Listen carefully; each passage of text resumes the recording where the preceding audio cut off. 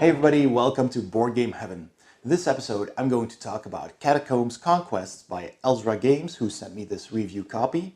It is a dexterity game for 2 to 4 players, which plays in about 15 to 30 minutes. You flip discs in an arena on your table. So let's open up the box and see what's inside. I'll set up a game, explain the rules, and then I'll tell you what I think about it. Okay, Catacombs Conquest by Elzra Games. It is a relatively small box, relatively heavy for its size. And there's, on the back of the box, you can see a bit of illustration, and there's text in French and English. The components are listed. It's for 14 and up, 2 to 4 players, 15 to 30 minutes. All right, let's see what's inside. So first of all, we find a little rule book. Let's have a look. So the rules are in English here. Components are listed. The overview, how you set up the arena, the wall, and obstacles. There's a team setup as well. The card decks are explained. How you can shoot. The cards. How you can move obstacles, 3 or 4 player rules, how you win. So there's a quick tutorial as well. So the rules are basically 16 pages, and then there's some extra information. All right, examples. So that's everything. And hey, there's a reference on the back as well. That's always very handy to have. Then there's a sticker sheet, because you're going to stick all of these on your discs. So these are the obstacles, the players, their attacks. And it even says on which size disc you need to stick them, though. That's very handy. So here are the wall pieces. I think they're double, yes, so you can flip them open. And there's some nice artwork on them. So you have these dungeon walls with some barrels and these torches. Same on the back. So there's several of those, 4 of those in here. And there's a punch board with more walls, and these are single pieces. And there is, let me just see if I can get that out, because it's rather tight. There is a punch board with all of these tokens on them, and these bigger ones, double-sided, different colors. Yep, so there we go. Ziploc bags to keep all the tokens in. The plastic stands to put the walls on, so they stay upright. Pack of cards, and of course the discs. So the big ones are the obstacles, and then there's several smaller ones. So yeah, okay, I'll put the stickers on and I'll set up a game, and then I'll explain the rules. The setup for Catacombs Conquest is simple. You just need a flat playing surface, and you put these walls on their stands, forming this big arena. Then each player takes 2 of these character discs. There's 2 white ones and 2 black ones. So the black team is the skull team, and the white team is the swords team. Each team takes 8 of those health markers, and they're double-sided, so you can just flip them over. And there's a couple of left in the reserve. You can take more or less of these health markers if you want to make the game longer or shorter. So then you set up your playing area, and if you, like me, have a table that's not entirely flush everywhere, it has seams like this, there are optional playmats that you can get. So this is a playmat for the game, for example. You just put that in here, and then the walls will function to keep your discs from flying off the table, but the mat will be your playing area. It also has these indicated spots where you can place your obstacles, because at the start of your game, at the setup, you place them symmetrically on the board like this, but you can, change it up by doing this, for example, or making some other configuration, as long as both players agree on placement. Then you take your characters, and the white team starts on one side in the corners of the board, and the other team, of course, starts on the other side, like so.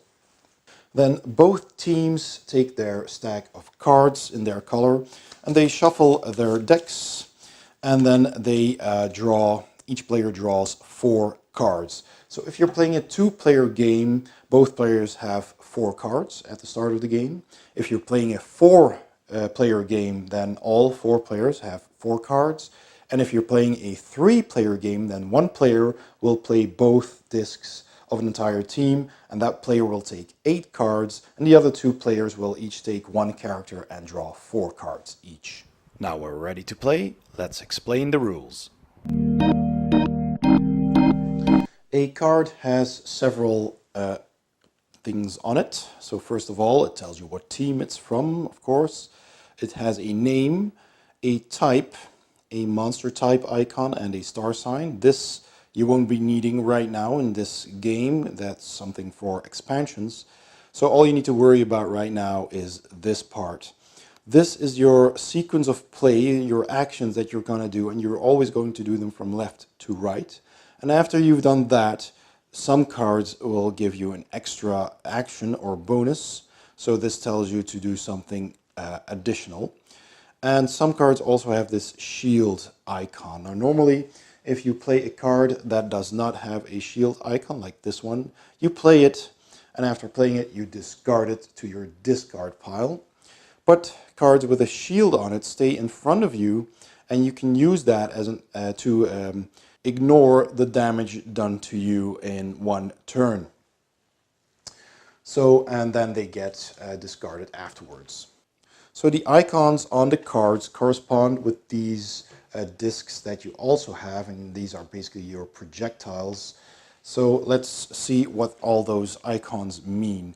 So you've got this is a rush shot. That's basically simply movement. If you hit some other character with it, it does no damage. This is a missile shot, and the missile shot is placed, these are the small ones, and they are placed beside your character. So if you're over here, you can put that beside your character and then flick it. And if it hits an opponent, it will do 1 point of damage. The fireball is basically the same. It's this token, and it also is placed next to your character. But it's bigger, so it will be easier to hit an opponent with it, and also does 1 point of damage. And then you have also this one, the wave shot is also the same. It's a projectile that you place next to your character, and then you shoot at an enemy. But it's even bigger, so that is easier, again, to hit an enemy with. And there's the advanced wave shot, the power wave shot. It's on the back of this disc. That does 2 damage.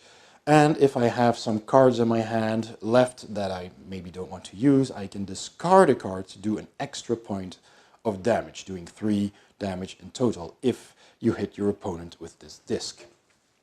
And there's a couple more. There's the melee shot, which means if you hit another character with your own character disc, you do 1 point of damage. And there's a critical melee, which does the same, only 2 points of damage. There's a longbow shot, which is this gray disc, and that is placed either beside either of your characters, so you can choose to play it next to your active player character or next to the other one, and you shoot from there. And if you hit an enemy, you inflict 1 point of damage. And some cards have this target modifier. They have this crosshair surrounding one of those symbols, and that means it targets one character. So you first have to declare which character you're going to attack, and then you shoot the projectile, and if you miss, you may shoot once more. So it's kind of like a guided missile, but only towards the target you picked. After shooting a projectile, the projectile is taken off the board again, so you only use them when you're using a card that tells you to use them. Your characters, of course, stay on the mat, and after you've played your card and executed your actions, you get to flick one of the obstacles as well. So you can use them to block line of sight towards your own characters, to make it difficult for you to be hit, or to move them away from the other characters. So if I want to be able to hit that guy over there, I can just flick that out of the way. And if you hit an enemy with this, it doesn't do any damage because it's basically a movement shot and it doesn't do any damage. After a player has taken their turn and moved one of these obstacles, they take their colored token here and they flip it over, indicating that on the next turn your purple character will be played, because as you can see, this one has a purple background and this one has a green background. So then you will remember that you play your characters in turns, and the other player has the same, only in different colors. They have gray and dark blue. Whenever you run out of cards to draw, your discard pile does not automatically get reshuffled, but there are cards in here that tell you to reshuffle the cards. So be careful with those, keep a hold of them until you think you're gonna need them, and then you can reshuffle your cards and put them back into a new drawing pile. The game immediately ends when a team has lost either all their health tokens from their health pool, or all the health tokens in the reserve are used up, and if a player cannot play a card from their hand when required. And then, of course, when the game ends, the team with the most health tokens is the winner. And in the event of a tie, the team with the most cards remaining in their hands is the winner. So let's play an example. Now, when playing on a play mat, anytime I move my disc off of the mat, I just place it back approximately where it went off, and it'll stay there. That goes for the obstacles as well. When you're not using a play mat and you're using the walls, you can use the walls to bounce off of and make trick shots, but damage needs to be done directly. So if you're doing melee damage with your own characters or using one of the ranged discs, you can't use the walls to inflict damage. Also, if you happen to be able to do damage to two of them and you flick your disc with a melee shot or with a ranged shot and you manage to hit both of them, you do double damage. So according to the amount of damage that that disc or attack does, you just double it because you hit both characters. So let's say at the start of the sword team, they already have 4 cards on their hand.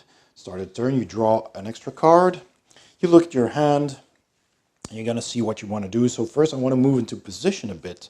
So I think I'm going to use one of these two then. So let's say I'm going to use this one. Keep the rest in my hand. I'm playing this one. And it says I can move and then use 2 ranged attacks. So I'm going to try and move that way. So I'll do that. I went off of the table here, so I'll just put him back. I take my bow, and I can use the bow on either character, but this one is close, so I'm going to put it there. Then I can perform that attack. I missed. And then I can perform a second attack, and I hit. So take that off the board. The enemy loses 1 hit point. And then at the end of my turn, I can see if my card has an extra ability. This one doesn't. So it goes away in my discard pile, and I can use an obstacle. So I'm going to move this one in between. Well, that didn't quite work out the way I wanted it, but you can, flick an obstacle to try and get it in between you and your enemies. And finally, I flip my turn tracker over, so next time I know I have to use the purple character over there. So now it's the Skull team's turn. They draw a card into their hand, they look at their hand, and then they check what they want to do. So they choose this card, for example, which says a rush attack, then one of those wave attacks, and another rush attack, and after that I get to heal to life. And you can heal beyond your starting 8 as long as there are tokens left in there. So the Skull team plays that card, plays with the purple character, does a movement first, like that. Then they take the wave disc, place it beside their character anywhere they want. And then I'll try to hit that character like that. This goes off the table, this one goes back on the table. That player loses a health point, and then I get to use the special ability. So I heal 2 life points. I just take 2 from the stack, put that in my own reserve, and then I move one of these. So this one is nice in the way of this one, so I'll use that one. I'll take my 2 tokens here, and that ends my turn. That card gets discarded, and it's flip my turn order token, and it's the sword team's turn again. So they draw a card, and now they have to play with this character, the purple character. They check their hand again. There were no effects from the enemy, so I don't have to do anything special regarding that. And I will use this card. So this card says enchantment. So I first do my rush and my wave attack. And then if I damage an opponent, then on their turn they shuffle the cards in their hand and play one randomly. So that can happen too. There's all kinds of different effects that can take place on your turn if the opponent managed to successfully play one of those cards. So right now the purple one gets to move first. So I'll just see if I can move it somewhere over there. And then I can use the wave token, which is over here. So I'll put that next to my character, try to hit that one. But I missed. I bounced off of this obstacle. So I do not get to play my enchantment ability. But if I did, then the player next would have to do that. So then I move one of the obstacles. So let's see, I'll just move that in the way, take this away. I flip my turn marker, didn't do any damage. Now it's the skull player again, they draw a card, etc. So my final thoughts on Catacombs Conquest. Well, first of all, let's talk about the components. These walls are nicely illustrated. They have these stands and they work fine. But I didn't notice that playing on a smooth surface, which you need for flicking dice, tends to move the walls as well if you bump into them. So now my table is a bit wobbly, so I don't have a really flat surface, but if you bump into these too hard, your entire setup may shift. So that's not too handy, I think, and that's why I prefer playing on these play mats, because that gives you a really smooth surface. You don't have to take the walls into consideration. When you're out of the mat, you just get placed back. So, the down part is you can do trick shots, but you have to do direct damage shots anyway, so that doesn't really matter. And there's multiple mats. There's also Lenore's Cave, which is this play mat. It's also very nice, and it really has that, it's a cave with more fantasy dungeon setting, and it has different points where you can set up your obstacles. So there's things you can do. You can also, mix it up like that. Basically, you can place them anywhere you want as long as both players agree where to start and where to put the obstacles. So that's also nice to have a bit of a different playing mats, different environments to play in. The mats are good quality. They're nice and thick. They're flexible. They're a bit stretchy. The artwork is very vibrant and very nice, very good, colors. The discs themselves are, fine. They're wooden discs. They're big and sturdy. You have to stick the stickers on them yourself, but, that is pretty easy to do. They come in different sizes and different thickness as well, so they all have a different, way of flicking them. Obviously, the big ones are going to be heavier, so you're going to have to flick them harder. And these obstacles can push all kinds of stuff out of the way. You can do trick shots, and the smaller ones, of course, they go further, but they are very hard to target. These turn trackers are handy, and you really need them, and they're just nice, thick cardboard with a plain color, so that's fine. These tokens are a bit small, but they do what they need to do. They just keep track of your health, so that's fine as well. The cards are good. The cards are very sturdy, and they have really nice and bright artwork on them. All the icons are very clear. Of course, the text is in English, so this is a language dependent game, so it's not language independent, which is a little bit of a minor point, but yeah, the rest of it is very clear. They do make it very clear what they do. So if you can read English, then you don't really need to reference the rules a lot because the cards are very clear on what they do.